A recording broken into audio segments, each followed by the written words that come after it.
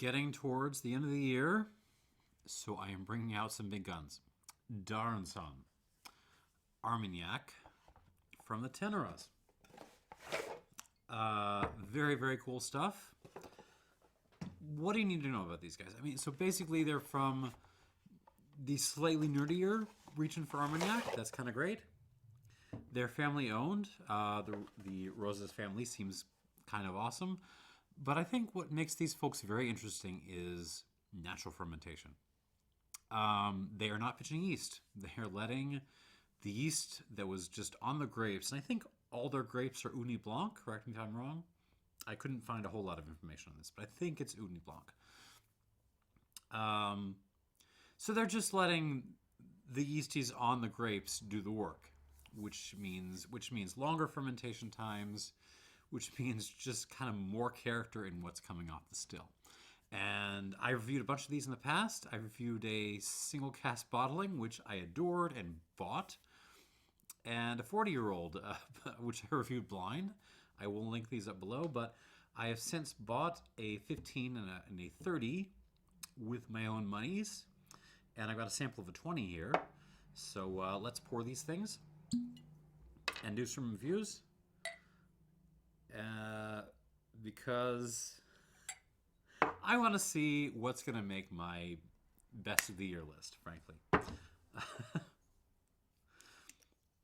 Do you know how awesome you are for watching this? Like rather than some whiskey video on yet another bourbon, yet another, gimmicky Ardbeg or something. You're awesome. Especially my Patreons. Like, do you think I could afford Rochelle samples and bottles of Aranson 30 without y'all's help? Absolutely not. So thank you for all y'all's support over the last year. Whether you are kicking me money, I mean, special thanks to you, but really anyone who's just like watching this stuff, commenting, passing the word around that there's other things out there beyond what I guess the big channels are talking about. All right, let's get into these. Okay, so this first bottle is the 15-year-old, and this is tricky because it isn't actually, so far as I can tell, 15 years old. So one of the cool things Darnson does is they give you this little tree map on the back. I mean, the entire bottle design is awesome. Look at this little, like, slightly pagan-looking figure thing at the front. But on the back, they give you this design, which more or less tells you what's going into the blend, the assemblage. And yeah, there is some 2005 going into this. I mean, so this is bottled in February 2022. It is lot 13. But there's also casts from 2004 to 1996 and 1978. So you're getting a mix of different vintages here. They actually do say it's just all Ugni Blanc. Sorry. No reduction, no sugar, no colorant. So this is what I like to see. That being said, the cast strength on this is only 42.6%. So, but that being said, if you're one of those people that think anything below, 46% can't be worth drinking, oh man, do you need to try one of these. All right, so let's get into this. Darnson 15-year-old on the nose. Dark. It just smells dark.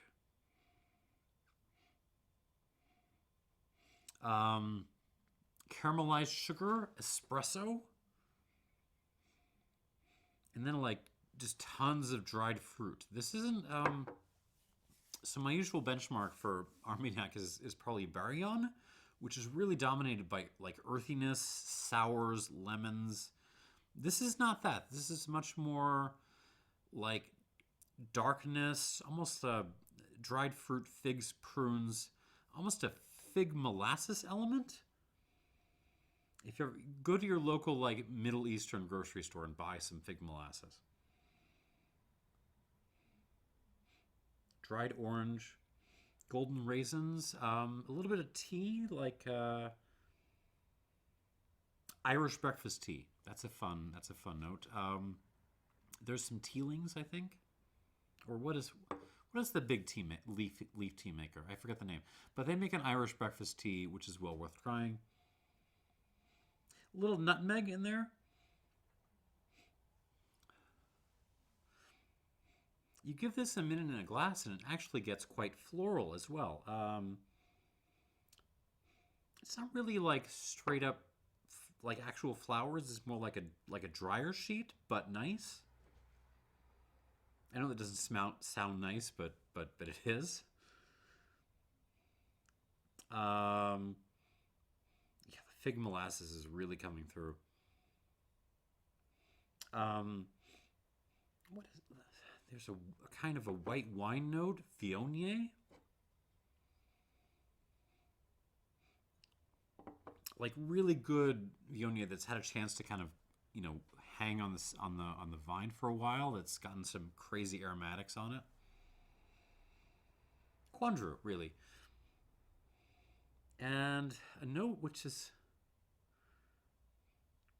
um okay, have you ever like thrown your laundry in the washing machine and then forgot to put it in the dryer for like a couple of days, and it gets this kind of like musty laundry, like that's kind of coming through here too.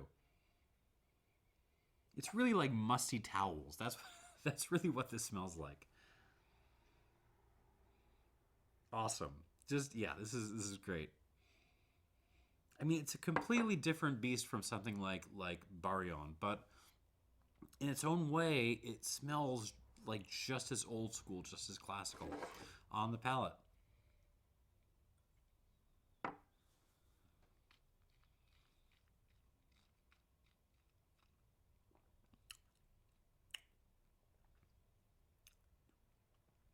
Yeah, outrageously good.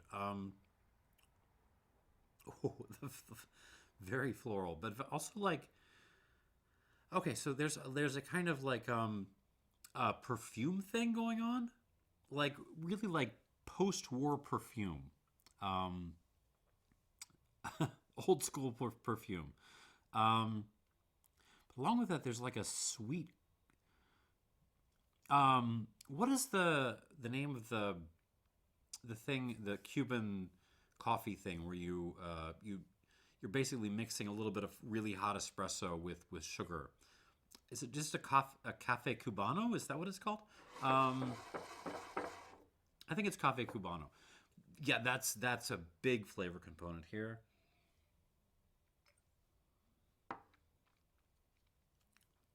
So squirt a little bit of like old school 1940s perfume into a cafe cubano. You're starting to get there. Pile in some dried fruit, figs, dates, prunes, and you're really getting close. Other stuff, Irish breakfast tea again. There's some nutshell, clove, cinnamon. Did I mention nutmeg already? Nutmeg. There's lots of nutmeg. Some tobacco notes also, like black Cavendish, like stove tobacco. That kind of like musty laundry note again is in play.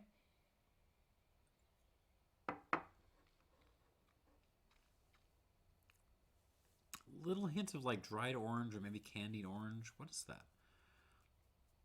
It's not quite orange. I don't. Let's leave it at orange. Um,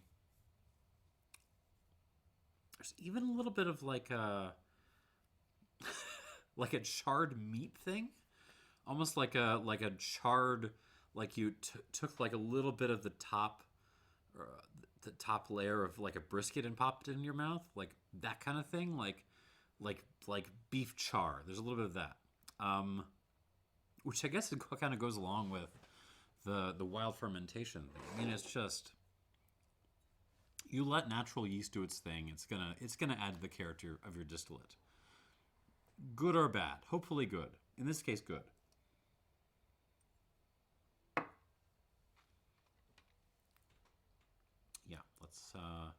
let's move on. Man, that is good. I'm gonna give this a little bit of water. We'll come back to it. It's only 42 some percent, so I'm only gonna give it like a couple of drops. 2, 3, 4. Let's stop at 5.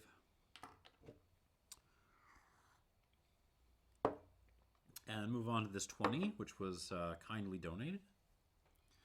Darn Son 20-year-old. This was bottled in April 2017. If I can find more lot information, I will put it down below. But right now, all I know is it's bottled in 2017 and at 43.3% alcohol, so a little bit stronger. But again, I have yet to see, a Baraillon, or I'm sorry, a Darn Son at high strength. Like that's just not that I do. Like these are all like somewhere between 40 and 45% that I've seen. And you know what? That's fine. These are absolutely fabulous. Ooh. Okay, on the nose, it's a similar set of notes actually. Like that kind of cafe cubano thing. I think that's what it's called. The dried fruit, but it's like you took all of that. You took the previous bottle. You kind of vatted in like a really good Syrah, or like a Côte Rôtie, like a Syrah Viognier blend. So yeah, there's on top of what was already going on in this, you're getting some like garrigue, like earthy, grungy herbs. A little bit of like black pepper, some blackberry. And then you've just got that same set of notes as before. The dried fruits, the coffee, the tea, the kind of tobacco, the dark tobacco thing. That kind of floral element.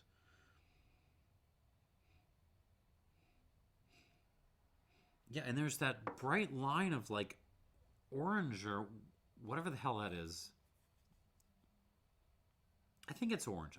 It's almost marmalade-y. It's not quite citrus orange because it doesn't have that sour character. Whatever. The flowers are fantastic. They're a little bit more subdued than the 15, but they're still in play. And the tea component on this is just gorgeous. On the palate, here we go.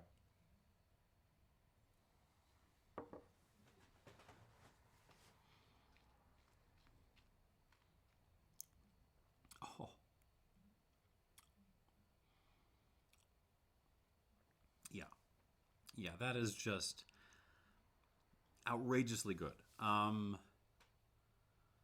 If I may be allowed a Scotch reference, there's a kind of Benromac style, old school energy to this. I think there's a Benromac video out there that I did with maybe I think it's the 15, where I talk about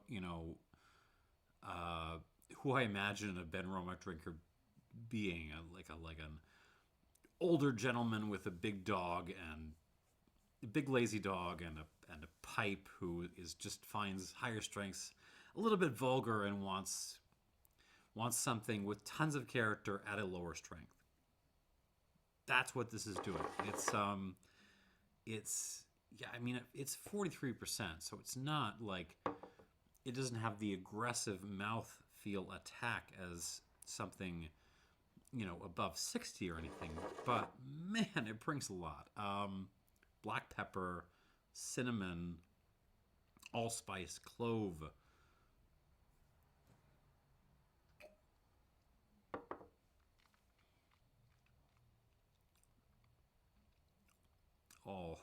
Oh.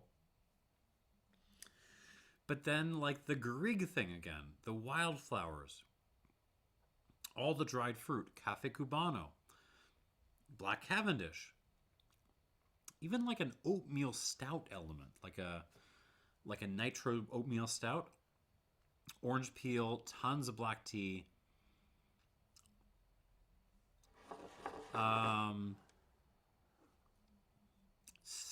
slightly. It's not mint. It's like basil. Okay. There's a basil thing in this.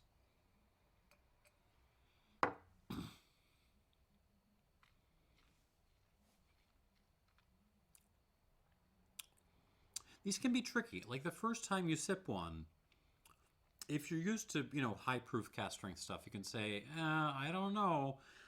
Give it like 2 or 3 sips before you really start to evaluate it, because it kind of, the finish just holds and holds and holds, and it really takes a couple of sips for you to start to be able to evaluate what the hell is going on with this stuff. Yeah, this is terrific. Again, I'm only going to give it a couple of drops of water because it's 43 odd percent. Let's go 6 drops, and we shall come back to it. But first, a 30-year-old Dorançon, 30-year-old. This was assembled in October 2021. It is lot 12. 190 liters of this stuff, so figure just over 200 bottles or so, and bottled at 41.5%, and that is cast strength. 41.5% cast strength. And if you look at the assemblage, again, it's a mix of different vintages. Yeah, there's a 1990 is the youngest thing here, but then there's some 1981, there's some 1977, there's some 1973. So there is some, like, basically close to 50-year-old brandy going into this. And that's pretty cool. Right, let's see what this has got.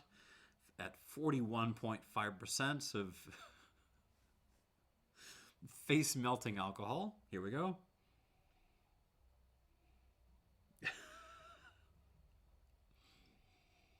We definitely cranked up the wood. This really feels like, okay, take some like century plus old Victorian furniture and then pour espresso and fig molasses all over it. That's kind of what this smells like.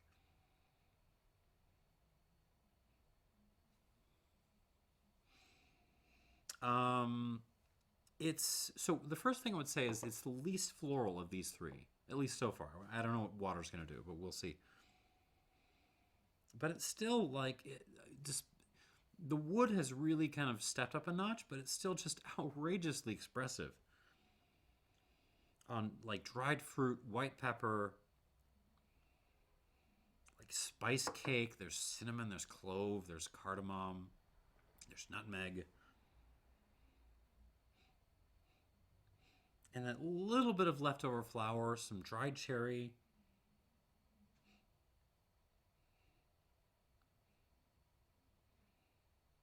Yeah. I just love this stuff. I love this stuff. It's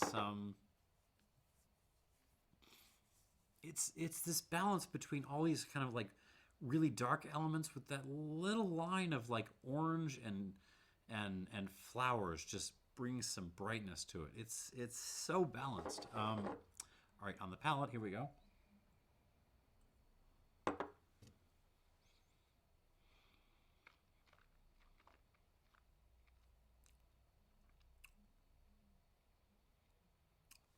Again, let me have that second sip, because when the strength is this low, that first sip can be deceiving.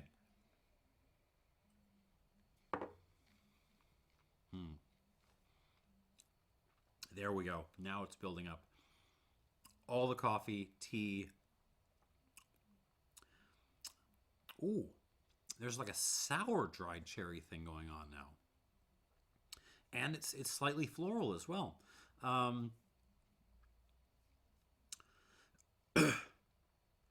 It's just peppery as hell though. Like the black pepper element is really stepped up.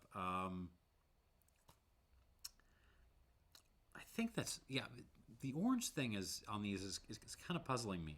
I think it maybe mandarin orange. Yeah, let's go with mandarin orange. Mixed tobaccos with Cavendish leading the way. Turkish Delight in there. There's a little bit of like a Baraillon style mud and lemon thing going on, but it's really kind of restrained. It's very balanced. It's really focusing on, the espresso, the tea elements, the dried fruit, with just these little floral, like sour elements and earthy elements in there to add balance and character.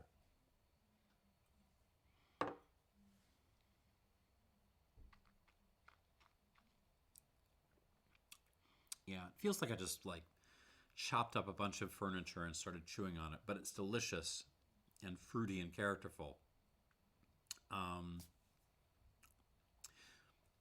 Fantastic. Definitely brings more wood to the table. So if you're a huge French oak fan, this is definitely one to look out for. All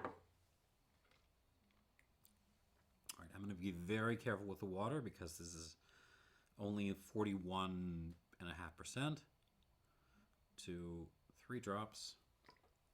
I'll come back to that. All right, and let's go back through these one more time.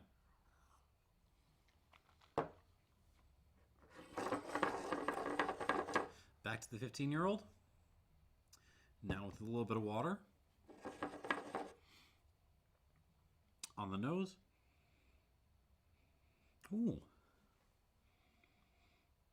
So before it was really only on the 30 that I was getting like that kind of sour dried cherry thing. Now I'm getting it on the 15 as well, like this kind of sour black fruit, sour dried fruit thing. Nice. It is, I would say this is the most floral of the 3, which kind of makes sense because that floral element is coming from the distillate. Anytime you see like natural fermentation, wild fermentation, you can kind of expect flowers to be in the mix somewhere because, I mean, that's just one of the things I expect to get, honestly.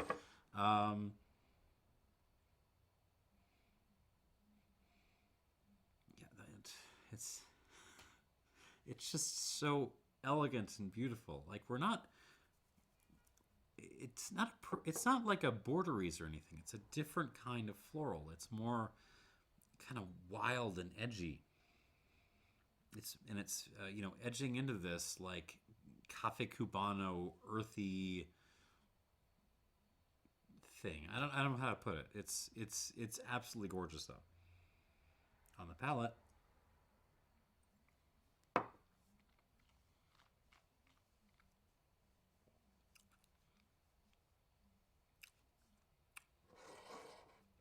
Give me that second sip. Oh God, this is so well made.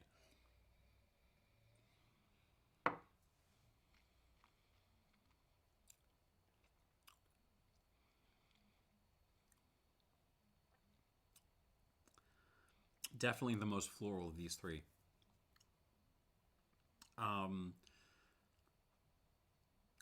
Changes due to the water? Not a lot. I mean, what is that? That kind of orange note. You know what that is? It's mirabelle. It's not really orange. It's like a mirabelle thing. Mirabelle plum. Hold on.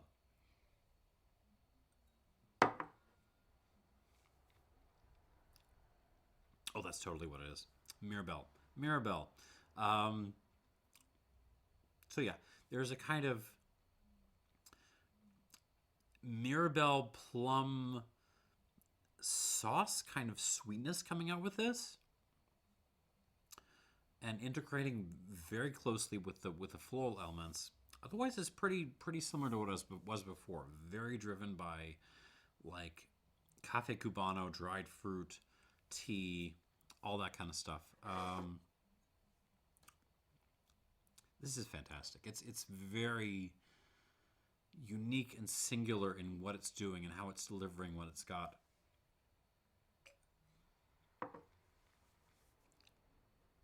Totally worth a try. I'm not going to score this into the stratosphere, but it's definitely worth a good mark. 88 points. 88 points for this Arneson 15.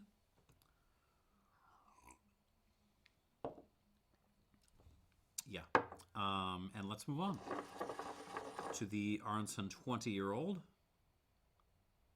which was kindly given to me.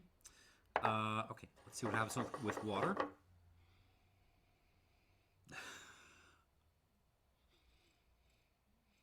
Oh, God, I just love this style. This kind of old school Armagnac style.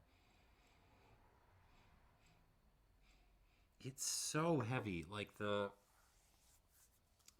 coffee notes and it's in some ways it smells almost syrupy, like a coffee syrup or something. But then you have that line of like flowers and orange, or I guess it's really more mirabelle than orange, that just kind of balance it just wonderfully. Has it really developed since I added water? I don't think so. I mean, but who cares? Like development, who cares? I Whatever. It's great. It was great before. It's great now.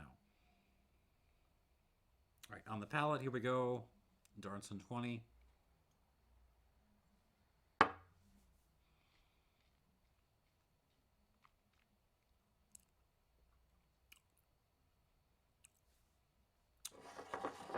Oh.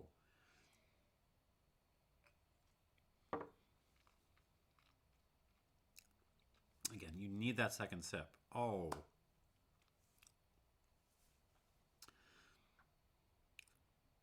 Outrageously good. Flowers, herbs, dried fruits, teas, coffees, earthiness, like topsoil.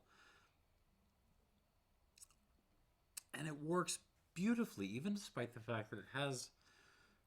I mean, you can't deny that in some ways this just has a light touch. Like at 43 odd percent, like it's always going to have a light touch, and you have to kind of be able to roll with that. But if you're willing to meet this halfway, good Lord, is this good?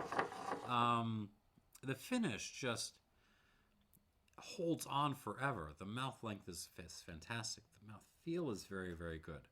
And if you keep sipping on it, like this is very sessionable. You keep sipping on it and it keeps building and building and building on your palate. It's really, really good.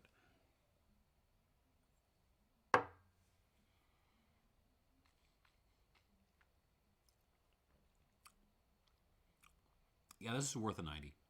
This is great. 90 points for this Darnson 20. Definitely recommended. Let's move on. Darnson 30-year-old. This was the woodiest of the bunch. So the worry is that when you add water to something like this, it's going to bring out the wood a little bit more. So I'm a little bit scared, but let's see what happens. Absolutely not. It does bring out a little bit more pepper, a little bit more black pepper. And kind of like a Mr. Black note. You know, the cold brew liqueur.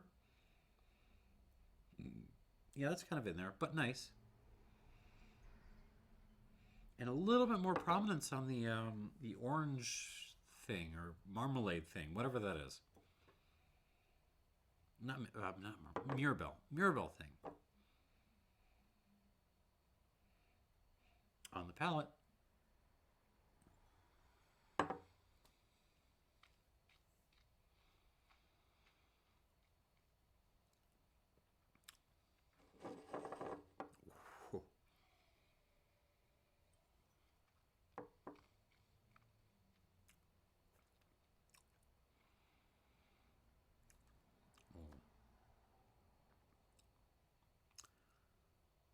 With water, this gets a lot more earthy and kind of grungy and muddy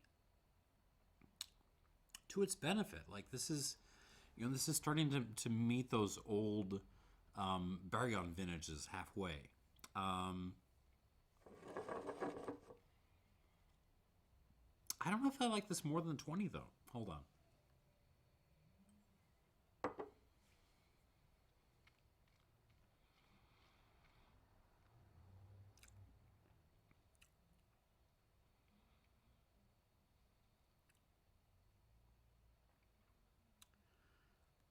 It's definitely grippier.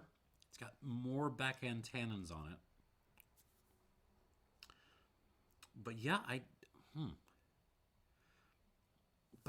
do think this is maybe just a hair short of the 20-year-old. I'm going to give this 89 plus. It's right there. I mean, it is so close to being a 90, but yeah, I'm going to stop short. 89 plus. I should say, as far as my scores go, you might look at this and think to yourself, well, there you go. Why shouldn't I just buy, go out and buy nothing but the higher scoring? Because I know I've been doing some higher score Jamaican rums and stuff recently. Why not just stick to them? Why not just buy them?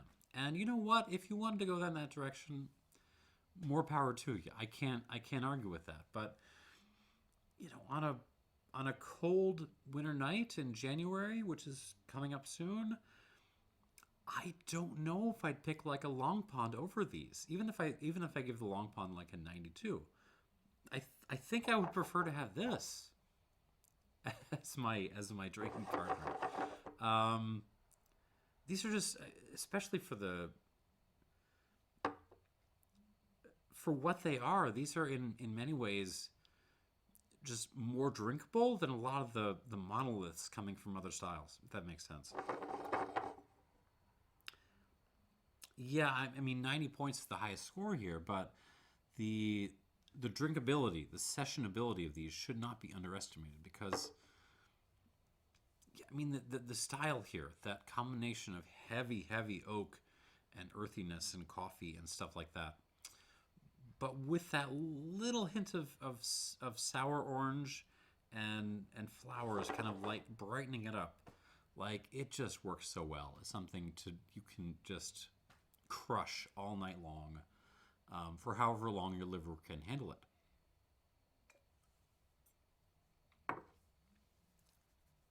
Anyhow, I don't want to babble too long. 88 points for the 15, 90 points for the 20, and 89 plus for the 30. Darn son, I continue to be impressed by their stuff. Thanks for watching and cheers.